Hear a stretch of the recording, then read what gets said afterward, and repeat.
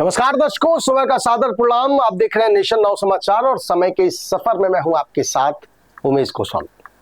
कहते हैं इतिहास खुद को दोहराता है और जो कौम अपना इतिहास भूल जाया करती है वो अपना भविष्य नहीं लिख पाती।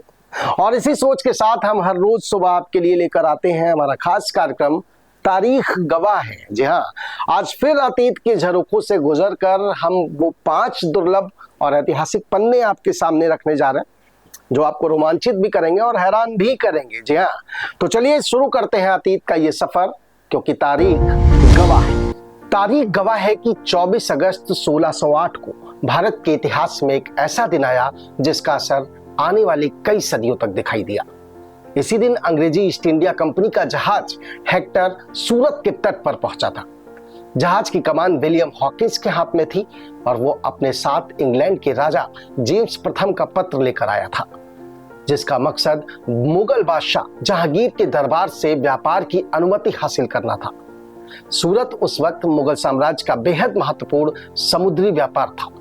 हॉकिंस बाद में आगरा पहुंचा और जहांगीर के दरबार में पेश हुआ। अंग्रेजों का मकसद उस वक्त व्यापार था, लेकिन आने वाले दशकों में यही व्यापारिक कंपनी भारत में राजनीतिक और सैन्य शक्ति हासिल करने लगी। यानी 24 अगस्त 1608 को सूरत पहुंचा एक जहाज आगे चलकर भारत के इतिहास की दिशा बदलने वाली कहानी का एक अहम शुरुआती अध्याय बना। 24 अगस्त 1690 हुगली नदी के किनारे एक ऐसा पड़ाव आया जिसे लंबे समय तक कलकत्ता के जन्मदिन के तौर पर याद किया गया। ईस्ट इंडिया कंपनी के अधिकारी जॉब चौनाक इस दिन बंगाल के सुतानुटी इलाके में पहुंचे और कंपनी के लिए यहां अपना ठिकाना स्थापित करने की दिशा में आगे बढ़े। इसी घटना को लंबे समय तक कलकत्ता की स्थापना से जोड़ा गया और 24 अगस्त को शहर का जन्मदिन भी मनाया जाता रहा। लेकिन इतिहास की कहानी यहां थोड़ी दिलचस्प है। कलकत्ता हाईकोर्ट ने 2003 में माना कि जॉब चौनाक को कलकत्ता का अकेला संस्थापक नहीं माना जा सकता और 24 अगस्त 1690 को शहर का निश्चित जन्मदिन भी साबित नहीं होता, क्योंकि सुतानुटी, कलिकाता और गोविंदपुर जैसे इलाके अंग्रेजों के आने से पहले भी मौजूद थे। फिर भी 24 अगस्त 1690 ब्रिटिश औपनिवेशिक विस्तार और आधुनिक कोलकाता के विकास के कहानी में एक महत्वपूर्ण तारीख बनी हुई है। 24 अगस्त 1908 को महाराष्ट्र के खेड़ में शिवराम हरि राजगुरु का जन्म हुआ। आगे चलकर यही नौजवान हिंदुस्तान सोशलिस्ट रिपब्लिक एसोसिएशन यानी कि HSRA से जुड़ा और क्रांतिकारी गतिविधियों में सक्रिय हुआ। राजगुरु को विशेष रूप से 1928 में ब्रिटिश पुलिस अधिकारी JP सैंडर्स की हत्या की घटना में भगत सिंह और अन्य क्रांतिकारियों के साथ उनकी भूमिका के लिए याद किया जाता है।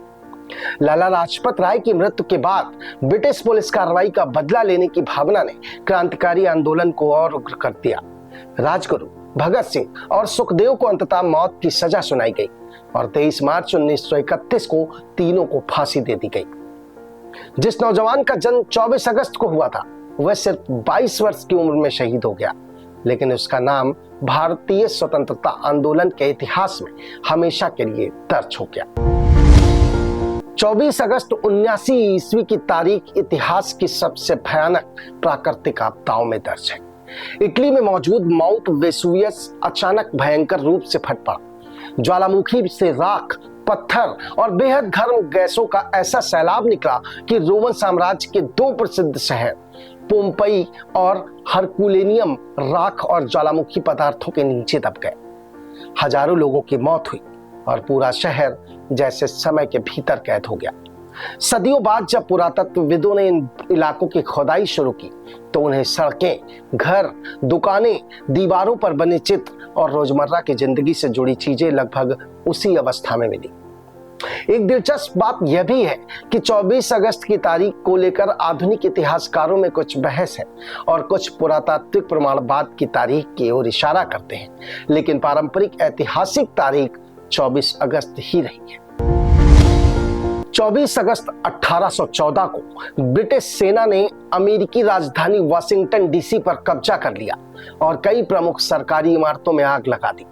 यह घटना वॉर ऑफ 1812 के दौरान ब्रिटिश सेना ने बैटल ऑफ ब्लेडेंसबर्ग में अमेरिकी सेना को हराने के बाद राजधानी की ओर कूच किया।